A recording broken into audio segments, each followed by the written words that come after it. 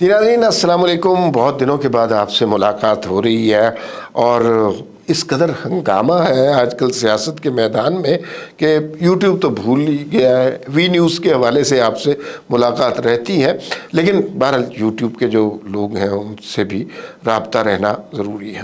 آج کے دن کی سب سے بڑی خبر تو یہی ہے کہ بھئی وفاقی کابینہ آ گئی ہے. نگران حکومت بہت عرصے سے منتظر تھے، 3 دن تو ہو گئے ہیں. نگران وزیر اعظم صاحب کا نام آ گیا اور ان کے بارے میں یہی سنا گیا کہ وہ اچھی شہرت والے سمجھدار سے لوگ ہیں، سمجھدار سے آدمی ہیں، ویل ریڈ آدمی ہیں اور مثبت سوچ رکھتے ہیں. وہ آ گئے جناب نگران وزیر اعظم. اب کابینہ کے نام ڈیسائیڈ نہیں ہو رہے، اس میں وہ لوگوں نے افواہیں اڑائیں کہ ہر بندہ نگران کابینہ کا ممبر ہو گیا. پہلے وزیر اعظم اسلام آباد میں بہت سے پھر رہے تھے، کابینہ میں تو بہت ہی سارے لوگ آ گئے.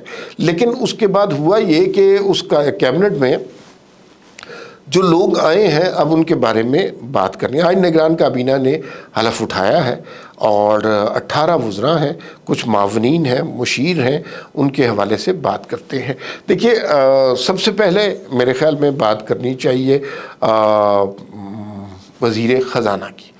کابینہ میں ایک ہی خاتون ہے، شمشاد اختر صاحبہ ہیں اور انٹرنیشنلی ریناؤنڈ ٹیکنوکریٹ ہیں، ورلڈ بینک کی وائس پریزیڈنٹ بھی رہی ہوئی ہیں، بہت ہی لائق خاتون ہیں، بہت بڑے بڑے عہدوں پر انہوں نے کام کیا، اسٹیٹ بینک کی بھی ہیڈ رہی ہیں پاکستان میں.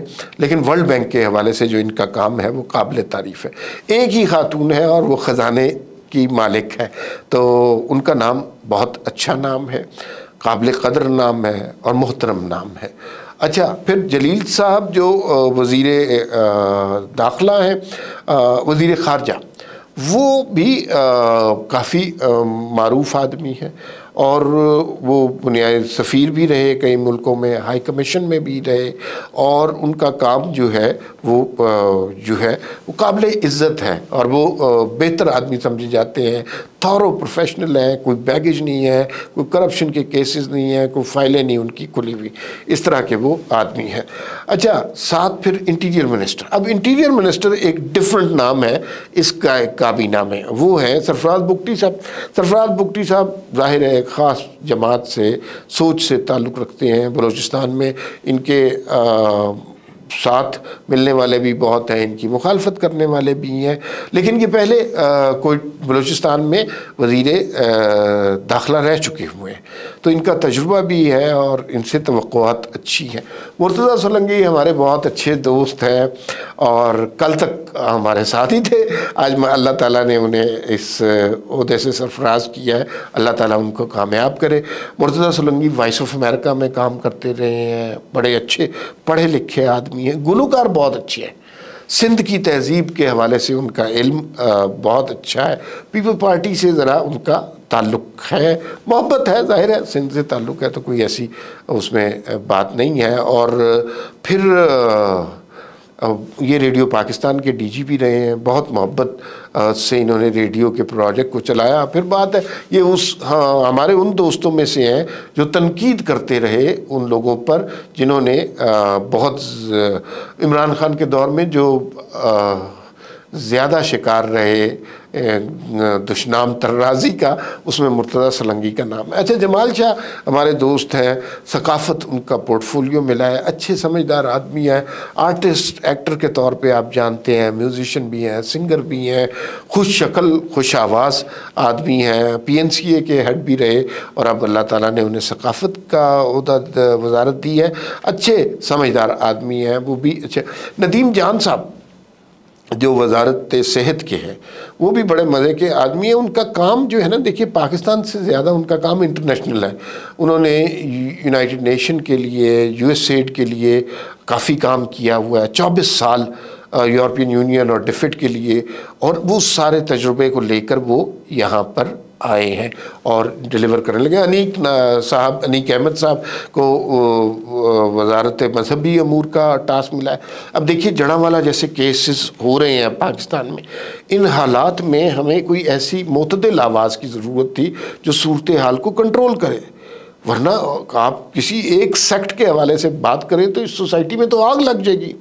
تو انیک احمد ہمارے اچھے دوست ہیں، وہ اچھی گفتگو کرتے ہیں، کسی ایک سیکٹ کے حوالے سے وہ متنازع نہیں ہیں، وہ سب کا خیال، اور وہ جیسے اس طرح کے لوگ ہوتے ہیں کہ میرا پیغام ہے محبت جہاں تک پہنچے، ہر طرف اچھی بات، سلیقے سے بات، شعر کا بہت اچھا ذوق ہے، گفتگو بہت اچھی کرتے ہیں۔ دنیا ٹی وی میں ہمارے کولیگ تھے اور بہت اچھی گفتگو کرتے ہیں۔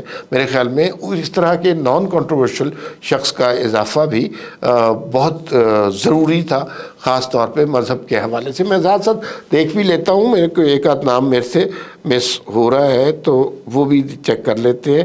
لیکن میں آپ کو یہ بتا دوں کہ اچھا جو ڈاکٹر عمر سیف کا ایک نام ہے، ڈاکٹر عمر سیف ایز سچ نون لیگ کے آدمی نہیں ہے، لیکن شہباز شریف کے کس زمانے میں آئی ٹی کے حوالے سے دست راست تھے، انہوں نے بڑا اچھا کام کیا، اور بہت یہ عرفہ کریم ٹاور وغیرہ جو کام کیے تھے انہوں نے کیے تھے، اور پھر بعد میں یہ بھی انہی مظالم کا شکار ہوئے جن کا زیادہ تر لوگ ہوئے، لیکن یہ نون لیگ کے رہنما نہیں رہے، لیکن انہوں نے شہباز شریف کے دور میں کام کیا، اچھے سلجھے ہوئے آدمی ہیں، غیر متنازع شخصیت ہے، آئی ٹی کے حوالے سے ایک بہترین ٹیکنوکریٹ کے طور پر جانے اور مانے جاتے ہیں۔ اچھا، لیفٹیننٹ جنرل انور علی حیدر، میں ذاتی طور پہ ان کو نہیں جانتا، ان کے بارے میں بہت نہیں سنا ہوا، لیکن میں اس بات کا ضرور قائل ہوں کہ جب کوئی شخص سویلین میں سے کوئی سیاستدان کو آپ وزیر دفاع بناتے ہیں تو اس کے نتائج اچھے نہیں ہوتے، ایک رفٹ سی آ جاتی ہے۔ جیسے 3 لوگوں کا میں بات کرتا ہوں، پرویز خٹک، خرم دستگیر خان اور خواجہ آصف، تو ان کے ساتھ کوئی ایسا نہیں تھا کہ ڈیلی کوئی فائلیں ڈسکس ہوتی تھی یا پروجیکٹ ڈسکس ہوتے تھے، لیکن اگر کوئی فوج کا ہی بندہ ہوگا وزارت دفاع میں تو میرے خیال میں اس سے کمیونیکیشن میں سہولت ہوگی، بات سمجھنے میں سہولت ہوگی۔